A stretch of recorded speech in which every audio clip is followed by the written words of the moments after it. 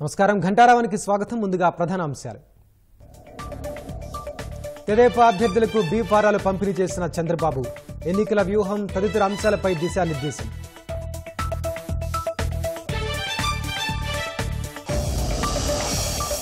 గంగవరం పోర్టును జగన్ కారు చౌకగా అమ్మేశారన్న పట్టాభి, కార్మికుల ఆందోళనలతో కార్యకలాపాలు నిలిచిపోయాయని ఆరోపణ.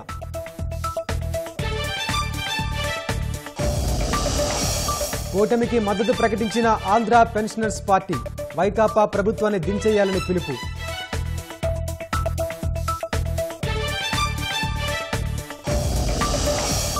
నెల్లూరు జిల్లాలో 4,000కు పైగా మద్యం బాటిళ్ల పట్టివేత, తరలిస్తున్న కార్లు వైకాపా నేతలుగా గుర్తింపు.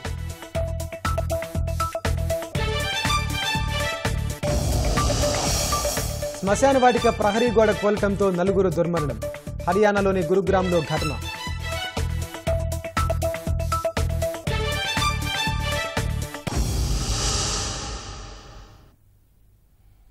ఉండవల్లిలోని చంద్రబాబు నివాసంలో సందడి నెలకొంది. 144 అసెంబ్లీ, 17 పార్లమెంటు స్థానాల్లో పోటీ చేయనున్న తెలుగుదేశం అభ్యర్థులకు అధినేత చంద్రబాబు బి ఫారాలు అందించారు. 4-5 స్థానాల అభ్యర్థిత్వాల్లో మార్పులు చేర్పులు జరిగినట్లు తెలుస్తోంది. ఉండి టికెట్ రఘురామకృష్ణరాజుకు కేటాయించే అవకాశం ఉన్నట్లు సమాచారం. మాడుగుల టికెట్ను బండారు సత్యనారాయణమూర్తి దక్కించుకున్నట్లు తెలుస్తోంది. పాడేరు టికెట్ను గిడ్డి ఈశ్వరికి అధిష్టానం కేటాయించింది. మడకశిర స్థానం నుంచి తెలుగుదేశం అభ్యర్థిగా ఎంఎస్ రాజు బరిలోకి దిగనున్నారు. వెంకటగిరి స్థానాన్ని కుమార్తె నుంచి తండ్రి రామకృష్ణకు మార్చారు. దెందులూరు, తంబళ్లపల్లి అభ్యర్థులకు బి ఫారాలు పెండింగ్లో పెట్టే అవకాశం ఉంది. అనపర్తి వ్యవహారంపై స్పష్టత వచ్చాక దెందులూరు, తంబళ్లపల్లి అభ్యర్థులకు చంద్రబాబు బి ఫారాలు ఇవ్వనున్నారు. అనపర్తి తెలుగుదేశం టికెట్ ఆశించిన నల్లమిల్లి రామకృష్ణారెడ్డి భాజపా తరపున పోటీ చేయనున్నట్లు సమాచారం.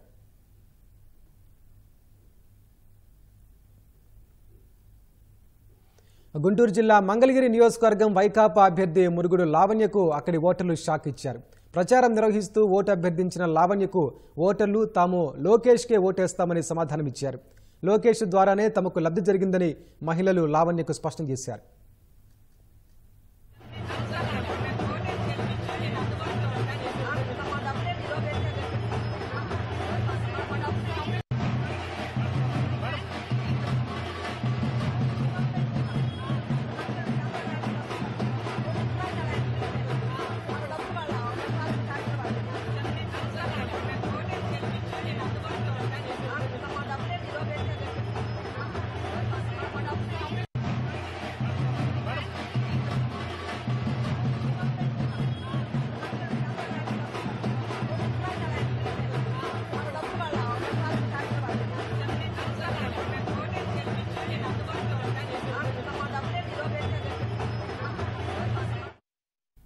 రాష్ట్రంలో ఉపాధి దొరక్క మహిళా కూలీలు ఇబ్బందులు పడుతున్నారని నారా బ్రాహ్మణి ఆవేదన వ్యక్తం చేశారు. ఎన్నికల ప్రచారంలో భాగంగా మంగళగిరి మండలం బేతపొడిలో ఆమె పర్యటించారు. పూల తోటలో మహిళా కూలీలతో సమావేశమయ్యారు. వారితో కలిసి పూలు కోశారు. వారు ఎదుర్కొంటున్న సమస్యలను అడిగి తెలుసుకున్నారు. రాజధాని లేకపోవడంతో ఉపాధి కోల్పోయి ఇబ్బందులు పడుతున్నామని మహిళా కూలీలు బ్రాహ్మణి దృష్టికి తీసుకొచ్చారు. పరిశ్రమలు లేక పిల్లలకు ఉపాధి లభించడం లేదన్నారు. వచ్చే ఎన్నికల్లో చంద్రబాబును గెలిపిస్తే అన్ని సమస్యలకు పరిష్కారం లభిస్తుందని బ్రాహ్మణి భరోసా ఇచ్చారు. చాలా బాగున్నాయి క్వాలిటీ.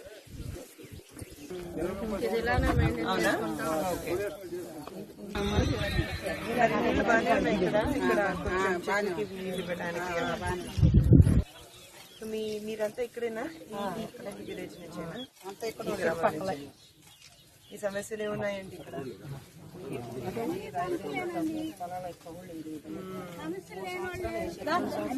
అదే ఇక్కడికి వచ్చి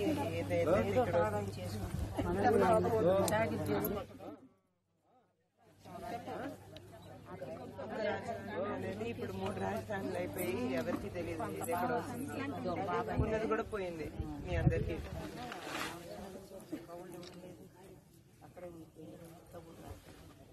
అన్ని ధరలు అన్ని పెరిగిపోయి కూర్చున్నాయి. రోజువారి ధరలు అసలు అందుబాటులో లేవు. రాష్ట్రం డెవలప్ కావాలంటే రాజుగారు బాగున్నారు పరిపాలన. అది మంచి పరిపాలన లేదు, పరిపాలన అందేవాళ్ళు. మరి ఆ రాష్ట్రం డెవలప్ కావాలంటే మంచి పరిపాలన కావాలి. పేదలందరూ బతకాలంటే మంచి పరిపాలన కావాలి. అటువంటి పరిపాలన అందిస్తే మన రాజుగారు కావాలి. రాజధాని లేదు, ధరలన్నీ పెరిగిపోయాయి. పెరిగిపోయినాయి. కందిపప్పు ప్రభుత్వం 70 రూపాయలు అయితే వాళ్ళు 70 రూపాయలు. కరెంటు బిల్లులు కానీ పెరిగిపోయాయి. ఎంతమంది పనులు చేసుకున్నాం. సో మీరు ఈ పనులు చేసుకుని ఏదో పనులు కొంచెం చేసుకొని బతకాలి. చేస్తారు, కొత్తవి రావట్లేవు. అసలు రేషన్ చెప్పారా? ఇచ్చారు తర్వాత తీసేసి మరి చెప్పారా ఎందుకు తీసేసారు? చాలా దూరం సో చెప్పుకోవాలన్నా ఎవరు లేరు మీకు. మరీ కష్టపడుతున్నారు, అందుకే వచ్చి ఇక్కడ ఎక్కువగా ఇక్కడ ఎంతో మంది మహిళలు మీరు చూస్తున్నారు. వృద్ధులు కూడా చాలా చాలా కష్టపడుతున్నారు. వీళ్ళు చాలా కంగారు పడుతున్నారు, ఎందుకంటే చాలా మంది వాళ్ళ ల్యాండ్స్ ని రాజధాని కోసం ఇవ్వటం జరిగింది. ఇప్పుడు కవులు కూడా పెట్టట్లేరు. వాళ్ళు చాలా కష్టపడుతున్నారు. వాళ్ళకి రేషన్ కార్డులు లేవు, పిల్లలకి రేషన్ కార్డులు అసలు దక్కట్లేవు, బియ్యం సరిగా రావట్లేదు, ధరలు చాలా పెరిగిపోయాయి.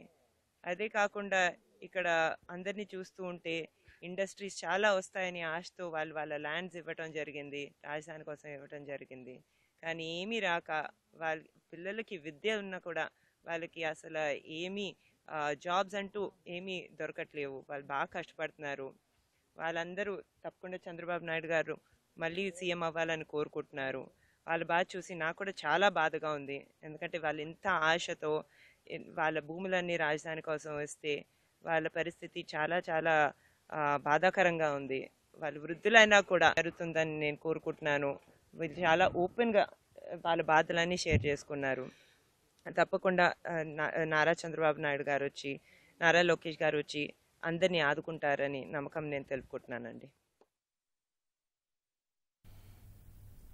కృష్ణా జిల్లా గుడివాడ వైకాపా నుంచి తెలుగుదేశంలోకి భారీగా చేరికలు కొనసాగుతున్నాయి. బిల్లపాడుకు చెందిన 100 మంది వైకాపా కార్యకర్తలు వెనిగండ్ల రాము సమక్షంలో తెదేపాలో చేరారు. మోసగాడు ఎమ్మెల్యే నానిని ఓడిస్తామంటూ బిల్లపాడు వాసులు ప్రతినబూనారు. తమ ఇళ్లకు వెళ్లే రోడ్లు సరిగ్గా లేవని మందపాడు న్యూ కాలనీ వాసులు ఆవేదన వ్యక్తం చేశారు. అధికారంలోకి వచ్చిన తర్వాత తాగునీటి సమస్యను పరిష్కరిస్తామని వెనిగండ్ల రాము హామీ ఇచ్చారు.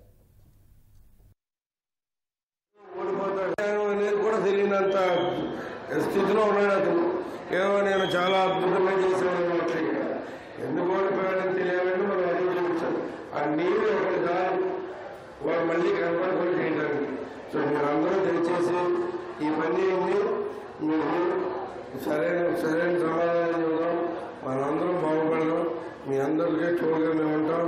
మేము మస్ట్గా మీకు చెప్పిందల్లా చేసి పెడతాం, మీకు పాటిస్తాం, సలహా చేసుకుంటాం. నేను చెప్పేది ఏంటంటే ముందుగా మనం మంచినీళ్ళు ప్రాబ్లం అనేది లేకుండా చేసుకున్నాం. ఆ తర్వాత రోడ్లు డ్రైనేజీలు కలిసి కట్టుకున్నాం. మీ అందరికీ మానేస్తున్నాం, ఇదైతే చేసి పెడుతున్నాం. రెడీ అవ్వండి. మీరు విధంగా మీ చిత్తశుద్ధి మొత్తం చూపించండి. నేను మీరు అనుకున్న దానికంటే బాగా చేసి పెడుతుందని చెప్పి అందరికీ మానేస్తాను. పిల్లల్ని బడికో కళాశాలకు పంపాక ఫీజులు కట్టకపోతే యాజమాన్యాలు ఊరుకుంటాయా? పరీక్షల సమయంలో హాల్ టికెట్లు ఇవ్వకుండా వేధిస్తాయి, చివరిలో టీసీలు ఇవ్వకుండా ఆపేస్తాయి. జగన్ను నమ్మిన పాపానికి చాలామంది విద్యార్థులు అలాంటి కష్టాలు పడుతున్నారు.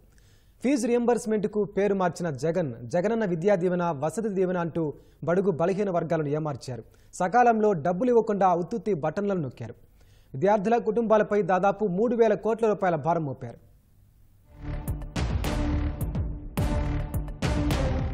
20 రోజులు ఓపిక పట్టక అన్నను ముఖ్యమంత్రి చేసుకుందాం, ఆ తర్వాత అన్న మన పిల్లలను ఇంజనీర్లుగాను, డాక్టర్లుగాను, కలెక్టర్ వంటి ఏ చదువులైనా కూడా ఎన్ని లక్షలైనా పర్వాలేదు అన్న చదివిస్తాడు అని చెప్పి ప్రతి అక్కకు చెప్పండి. పిల్లల చదువులకు ఎంత ఖర్చైనా ప్రభుత్వమే భరాయిస్తుందంటూ 2019 ఎన్నికల్లో హామీ ఇచ్చిన జగన్ అధికారంలోకి వచ్చాక పేద పిల్లల్ని ముంచారు. ఫీజు రియంబర్స్మెంట్ పథకాన్ని జగనన్న విద్యా దీవెనగా పేరు మార్చారు. గతంలో కళాశాల యాజమాన్యాలకు ప్రభుత్వమే నేరుగా నిధులు జమ చేసేది. జగన్ దాన్ని మార్చేసి విద్యార్థుల తల్లుల ఖాతాల్లో వేసే విధానాన్ని ముందుకు తెచ్చారు. ఆ తర్వాత తల్లుల ఓట్లతో పాటు విద్యార్థుల ఓట్లపైనా దృష్టి పెట్టిన జగన్ తల్లి విద్యార్థి సంయుక్త బ్యాంకు ఖాతాకు వేస్తామంటూ మెలిక పెట్టారు. కళాశాలల ఖాతాలకే ప్రభుత్వం నేరుగా ఫీజులు వేయడం వల్ల విద్యార్థులకు ఫీజుల తలనొప్పి ఉండేది కాదు. ఏవైనా బకాయిలున్నా ప్రభుత్వం కళాశాలల మధ్య చర్చలు జరిగేవి. ఇప్పుడు ప్రభుత్వం పెండింగ్ పెట్టినా జాప్యం చేసినా యాజమాన్యాలు విద్యార్థుల తల్లిదండ్రుల నుంచి మొక్కుపిండి మరీ వసూలు చేసుకుంటున్నాయి. ఫీజులు కడితేనే హాల్ టికెట్లు ఇస్తామని తెగేసి చెప్పడంతో అటు ప్రభుత్వం ఇటు యాజమాన్యాల మధ్య విద్యార్థులు తల్లిదండ్రులు నలిగిపోయారు. గత సంవత్సరం ఎవరైతే ఫైనల్ ఇయర్ విద్యార్థులు రిలీవ్ అయ్యారో వారి పరిస్థితి ఇంకా దారుణం అండి. ఎందుకంటే వీళ్ళు చూస్తే తల్లిదండ్రుల అకౌంట్లో డబ్బులు వేసామంటారు, ఎక్కడ చూస్తే తల్లిదండ్రుల అకౌంట్లో డబ్బులు పడవు. అకౌంట్లో డబ్బులు పడకపోతే కాలేజీ వాళ్ళు ఏంటి టీసీలు ఇవ్వని పరిస్థితి. గత ప్రభుత్వాల్లో ప్రభుత్వం ఎలా ఇస్తుంది కదా అనేసి కాలేజీలు టీసీ ఇచ్చి పంపించేసేవారు. అయితే ఈరోజు చూసుకుంటే జగన్మోహన్ రెడ్డి గారి నిర్వాహకం కారణంగా కనీసం ఆ ఫీజు డబ్బులు కూడా తల్లిదండ్రులకు వేయకపోవడంతో వాళ్ళు కట్టలేని పరిస్థితిలో విద్యార్థులందరూ కూడా చాలా ఇబ్బందులు పడుతున్నారు. విద్యా దీవెన ఏటా 4 దఫాలుగా విడుదల చేస్తామన్న జగన్ సకాలంలో ఇవ్వకుండా దగా చేశారు. కరోనా సమయంలో తరగతులు నిర్వహించలేదంటూ 2020-21లో ఒక త్రైమాసికం ఫీజును ప్రభుత్వం చెల్లించలేదు. కళాశాలలు మాత్రం ఆన్లైన్, ఆఫ్లైన్లో పాఠాలు చెప్పి విద్యా సంవత్సరం పూర్తి చేశామంటూ విద్యార్థుల నుంచి పూర్తి ఫీజు వసూలు చేసుకున్నాయి. ఆ ఏడాది తల్లిదండ్రులపై దాదాపు 600 కోట్ల రూపాయల ఆర్థిక భారం పడింది. 2023-24 విద్యా సంవత్సరానికి 4 త్రైమాసికాలుగా ఫీజులు విడుదల చేయాల్సి ఉండగా జగన్ ఒక్కసారి మాత్రమే బటన్ నొక్కారు. అది ఉత్తుత్తి బటన్ కావడంతో దాదాపు 50% మందికి ఇప్పటికీ బ్యాంకు ఖాతాల్లో డబ్బు పడలేదు. మరో 3 త్రైమాసికాల ఫీజును బకాయి పెట్టారు. ఒక్కో విడతకు 708 కోట్ల రూపాయల చొప్పున ఈ ఏడాది 3 విడతలకు సంబంధించి 2124 కోట్ల రూపాయల్ని విద్యార్థులే కళాశాలలకు కట్టారు. మొత్తంగా జగన్ 5 ఏళ్ల పాలనలో ఫీజు రీఎంబర్స్మెంట్ రూపేణా పేద విద్యార్థుల తల్లిదండ్రులపై 3174 కోట్ల రూపాయల భారం పడింది. ఇందులో ఎక్కువగా ఎస్సీ, ఎస్టీ, బీసీ, మైనారిటీ పేద తల్లులు అప్పులు తెచ్చి కట్టుకున్నారు. 2019-20 విద్యా సంవత్సరం దాంట్లో 4 కోటర్స్ డబ్బులు కేవలం 2 కోటర్స్ మాత్రం ఇవ్వడం జరిగింది. అట్లా 2 సంవత్సరాలు ఇవ్వడం జరిగింది. అట్లానే ఇంటేమో డబ్బులు ఇవ్వకుండా రాష్ట్ర ప్రభుత్వం ఇవాళ సంవత్సరాల తరబడి డబ్బులు ఆపడం వలన విద్యార్థి మీద భారపడతా ఉంది. ఈ భారాన్ని విద్యార్థులు మోయలేక విద్యార్థుల యొక్క కళాశాల ఫీజు చెల్లించలేకపోవడం వల్ల విద్యార్థుల యొక్క చదువులు మధ్యలో ఆగిపోతా ఉన్నాయి.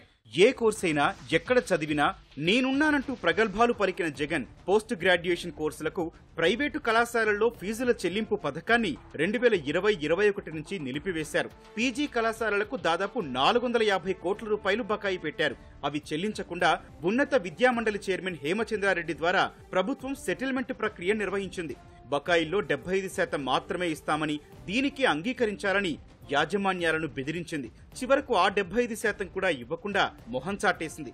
చాలా మంది విద్యార్థులు ఫీజులు చెల్లించలేక సర్టిఫికెట్లు కళాశాలల్లోనే వదిలేసి వెళ్లిపోగా ఉద్యోగాలు, పై చదువుల కోసం పీజీ సర్టిఫికెట్లు కావాల్సిన వారు అప్పులు చేసి ఫీజులు కట్టి వాటిని తీసుకువెళ్లారు.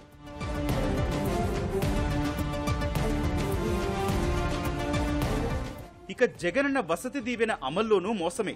వసతి దీవెన కింద ఐటీఐ విద్యార్థులకు 10,000, పాలిటెక్నిక్ విద్యార్థులకు 15,000, డిగ్రీ, ఇంజనీరింగ్, వైద్య తదితర కోర్సుల వారికి 20,000 రూపాయలు ఇస్తామని 2019 ఎన్నికల ముందు జగన్ హామీ ఇచ్చారు.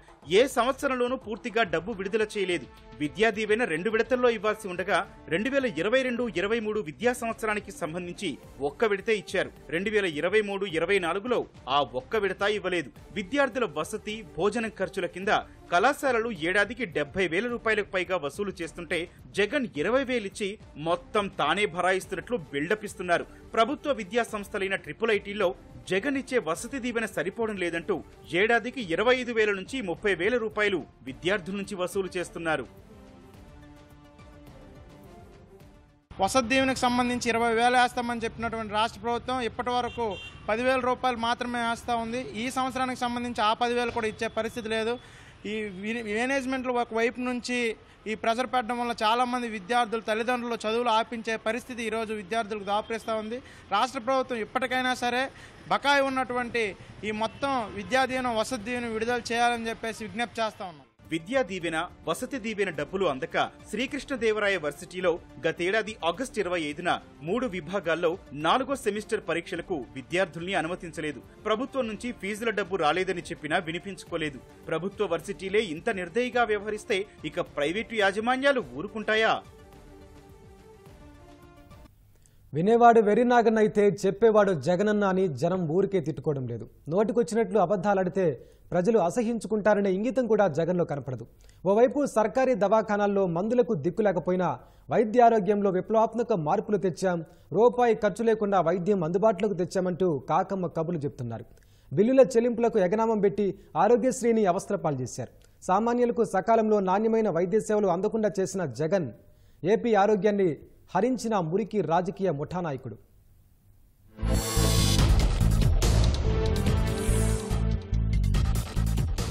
ప్రజారోగ్యాన్ని మెరుగుపరచడం ప్రభుత్వ ప్రధాన కర్తవ్యమని 47వ రాజ్యాంగ అధికరణ నిర్దేశిస్తోంది. ఆరోగ్యంగా జీవించడం అనేది ప్రతి ఒక్కరి ప్రాథమిక హక్కు. దాన్ని సంరక్షిస్తూ ప్రజలకు వైద్యారోగ్య సేవలను సక్రమంగా అందించే బాధ్యత ప్రభుత్వానిదేనని సుప్రీంకోర్టు ఎప్పుడో స్పష్టం చేసింది. రాజ్యాంగ అధికరణలు, న్యాయపాలిక ఆదేశాలను లెక్క చేయని జగన్ వైద్యారోగ్య రంగాన్ని ఉద్ధరిస్తున్నానంటూ గాలిమాటలు చెబుతూ సర్కారీ ఆస్పత్రులను అన్ని విధాలుగా భ్రష్టు పట్టించారు. జనజీవన హక్కును తన పాదాల కింద వేసుకుని తొక్కిపడేశారు. ఏలూరు జిల్లా తీరగూడెనికి చెందిన వీరాబత్తిని కన్నయ్య ఊపిరితిత్తుల చికిత్స కోసం గతేడాది డిసెంబర్లో విజయవాడ ప్రభుత్వాసుపత్రికి వెళ్లారు. ప్రాథమిక చికిత్స చేసిన వైద్యులు వార్డుల్లో మంచాలు లేవన్నారు. మనిషి ప్రాణాపాయంలో ఉన్నాడని బతిమాలినా వినకుండా రాత్రి 9:30 గంటల సమయంలో ఇంటికెళ్లిపోమని చెప్పేశారు. ఆ రాత్రి ఆస్పత్రి ఆవరణలోనే కన్నయ్య ప్రాణం పోయింది. ఇది సర్కారీ దవాఖానాల్లో బెడ్ల కొరతను పట్టించుకోకుండా పైలాపచ్చీసు వేషాలేసిన జగన్ ప్రభుత్వం చేసిన హత్యే.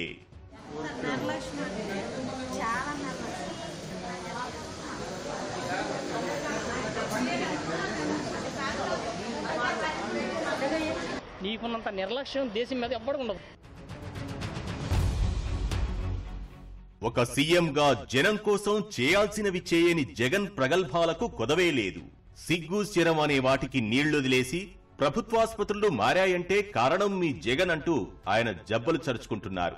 జగన్ ఏలుబడిలో సర్కారీ దవాఖానాలు ఎంతలా దిగజారాయో చూడాలంటే దొరగారి స్వస్థలానికి వెళ్తే సరిపోతుంది. కడప శివార్లోని ప్రభుత్వ సర్వజన ఆస్పత్రిలో రోజుకు 20 మందికి కుటుంబ నియంత్రణ ఆపరేషన్లు చేసే చోట గతేడాది నవంబర్లో పైకప్పు పెచ్చులూడిపడ్డాయి. 15 రోజుల ముందే అక్కడ శస్త్రచికిత్సలు నిలిపివేయడంతో ప్రమాదం తప్పింది. కానీ లేదంటే ఎవరో ఒకరి తలలు పగిలేవి.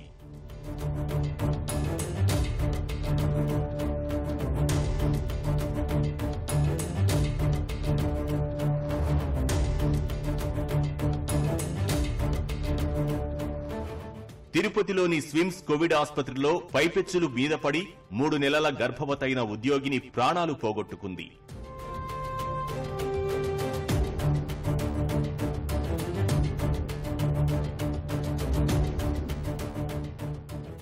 సర్కారీ ఆసుపత్రుల సొబగు ఇలా ఉంటే వైద్య సేవలు అలాగే అఘోరిస్తున్నాయి. కొన్ని చోట్ల అసలు ఎవరు వైద్యం చేస్తున్నారో తెలుసుకుంటే గుండెలవిసిపోతాయి.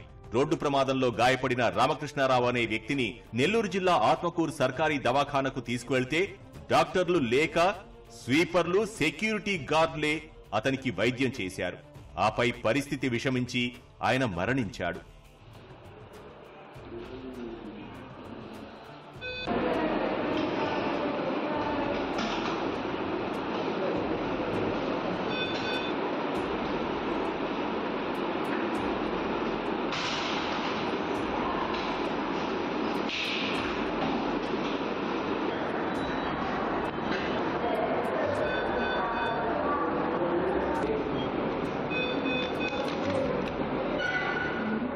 ఇక పల్నాడు జిల్లా మాచర్ల ప్రభుత్వ ఆసుపత్రిలో బొడ్డుతాడు కోయాల్సింది బిడ్డ వేలు తెగ్గోశారు. దానికి కారకులంటూ ఓ పారిశుధ్య కార్మికురాలిపై చర్యలు తీసుకున్నారు. అసలు ఆ పని ఆమెకు అప్పగించిందెవరు? ఆసుపత్రుల బాగోగుల గురించి ఆరా తీసే నాథుడు లేని జగన్ రాజ్యంలో ఇలాంటి దారుణాలు ఎన్నెన్నో. ఏలు తెగిందని చెప్పారు కానీ ఇక్కడికి వచ్చి చూసుకున్న తర్వాత ఏలైతే సగం వరకు కట్ చేసింది, గనిపి వరకు. మరి ఆ ఏలు కుట్లేయటానికి కూడా సెట్ అవ్వదని చెప్పారు. మేము గవర్నమెంట్ హాస్పిటల్కి 12 గంటలకు వచ్చాము. నైట్ అంతా అక్కడే 9:30 దాకా ఉన్నాము. ఎవరు పట్టించుకోలేదు. ప్రైవేట్ హాస్పిటల్కి తీసుకెళ్ళాము. నా బిడ్డకైనట్టు ఇంకొకరికి అవ్వకుండా మీరే సహాయం చేయమని అడుగుతున్నాం. అధికారంలోకొచ్చిన 2 ఏళ్లలోగా కార్పొరేట్ ఆసుపత్రులకు దీటుగా ప్రభుత్వ ఆసుపత్రులను తీర్చిదిద్దుతామని 2019 ఎన్నికల మేనిఫెస్టోలో జగన్ ఒట్టేశారు. 5 ఏళ్లు గడిచినా సర్కారీ ఆస్పత్రులకొచ్చే సామాన్యులకు సరైన వసతులు సమకూర్చలేదు. విజయవాడ పాత ప్రభుత్వాసుపత్రిలో ఒకే మంచంపై 2 గర్భిణుల్ని ఉంచుతున్న పరిస్థితి. పడకల కొరత తీర్చేందుకు 25 లక్షల రూపాయలతో తాత్కాలిక షెడ్డు నిర్మించిన అప్పటి తెలుగుదేశం ప్రభుత్వం కొత్త బ్లాక్ నిర్మాణానికి 19 కోట్లు కేటాయించింది. పునాదులు పిల్లర్ల దశ వరకు సాగిన పనులు వైకాపా అధికారంలోకి వచ్చాక పడకేశాయి. నేటికి ఆ నిర్మాణ